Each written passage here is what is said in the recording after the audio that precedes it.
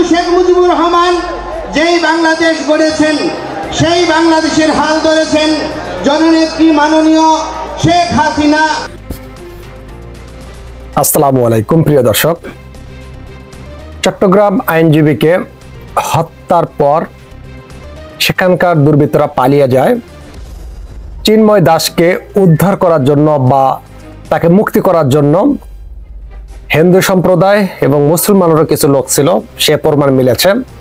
চট্টগ্রাম চিন্ময়ের মুক্তির দাবিতে সেই মিছিলে প্রস্তুতকালে আওয়ামী লীগের 6 নেতা কর্মীকে আটক করেছে পুলিশ। দর্শক, ছাত্রলীগ, আওয়ামী লীগ এই সময়টা যে কোনো ধর্মই হোক না কেন তাদের ভিতরে যোগদান করতে পারে, কারণ যেহেতু সাবেক প্রধানমন্ত্রী শেখ হাসিনা তিনি দেশে নেই, দেশের বাইরে গিয়েছেন, ভারত থেকে তিনি একটা ষড়যন্ত্র করার চেষ্টা করছে।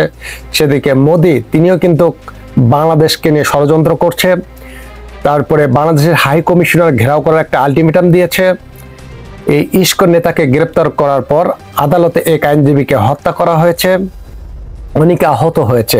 দেশে সবকিছু মিলে একটা গোলমাল পাকানোর চেষ্টা করছে। চট্টগ্রাম চিন্ময় কৃষ্ণ দাসের মুক্তির দাবিতে মিছিল প্রস্তুতকালে আওয়ামী লীগের ও যুবলীগ 6 নেতা কর্মীকে আটক করেছেন পুলিশ। মন্ত্রণালয় 26 নভেম্বরের রাত নগরী পাহাড়তলী সাইপাড়া এলাকা থেকে তাদেরকে আটক করা হয়।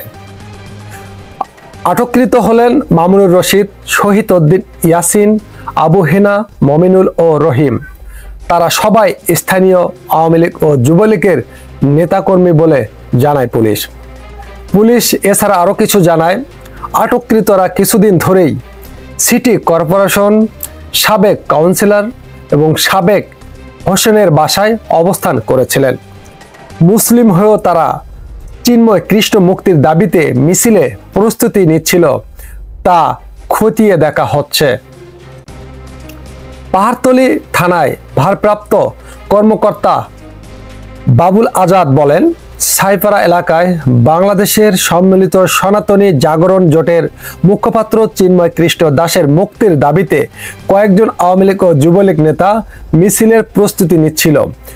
এমন তথ্যের ভিত্তিতে ঘটনাস্থলে যাওয়া হয়। এ সময় তাদের জড়ো হতে দেখা যায় এবং সেখান থেকে তাদেরকে আটক করা হয়। প্রিয় দর্শক,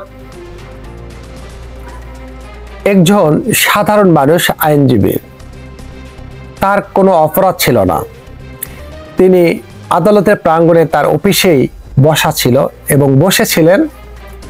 যখন আদালত নামঞ্জুর বলে চিন্ময় দাসের জামিন, তখন তাকে কিন্তু চট্টগ্রাম আদালতে নেওয়া হয়। সেখান থেকে কারাগারে নেওয়ার সময় পুলিশের প্রিজন ভ্যানটা আটক করে সেই অনুসারীরা, চিন্ময় দাসের অনুসারীরা, তারা সেই 2 ঘন্টা বেশি সময় ধরে ভ্যানটা কিন্তু আটক করে রেখেছিল পুলিশের। এক পর্যায়ে পুলিশ তাদেরকে সরে দেওয়ার চেষ্টা করে।